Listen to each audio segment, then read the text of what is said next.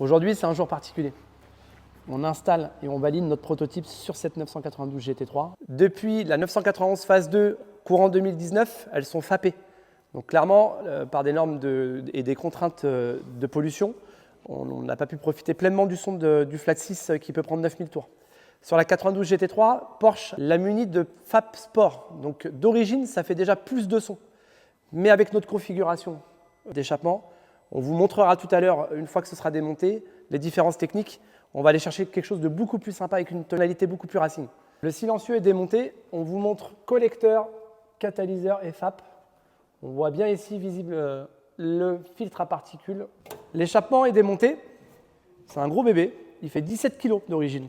Le nôtre, le Evox, il fait 11 kg. On a gagné 6 kg. Ça fait 35% de poids de gagner sur un véhicule en porte-à-faux arrière. Sur un véhicule qui est désigné à faire du track day principalement, c'est quand même un point important. On a réutilisé les moteurs de valve d'origine qui sont positionnés ici. On les a remis sur le nôtre. En valve ouverte, on est en sortie de FAP. On passe par le mégaphone. C'est quelque chose nous, on adore. Les premiers échappements qu'on a installés avec le mégaphone, c'est sur les GT3, 97, 91 et maintenant le 192. Ça permet d'avoir une section plus petite qui passe à une section majorée pour créer vraiment une résonance acoustique aussi bien au lâcher de gaz qu'à l'accélération. En valve ouverte, on passe par le mini silencieux, ce qui permet d'avoir un véhicule qui va rester polyvalent entre les valves ouvertes et valves fermées. Avec le silencieux, on a des belles sorties noires black PVD haute température avec un diamètre qui passe à 100 mm, donc légèrement majoré par rapport à l'échappement d'origine, mais surtout plus élégant. On recommande de choisir l'option boîtier gestion de valve. D'origine, par rapport à des normes d'homologation, on a les valves qui s'ouvrent et qui se ferment en fonction de la pression sur la pédale d'accélérateur.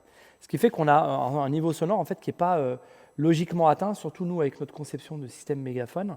Dès qu'on lâche les gaz, ça veut dire que les gaz repassent par le silencieux, donc on ne profite pas pleinement du système.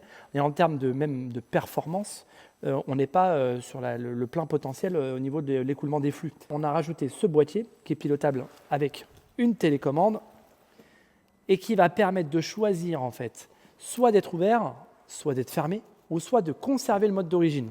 Donc ça c'est important, c'est-à-dire que si on conserve le mode d'origine, on a les valves qui s'ouvriront et qui se fermeront en fonction des modes de conduite comme à l'origine. Si on décide d'être full ouvert, on aura les valves qui sont tout le temps ouvertes, aussi bien à l'accélération qu'à la décélération.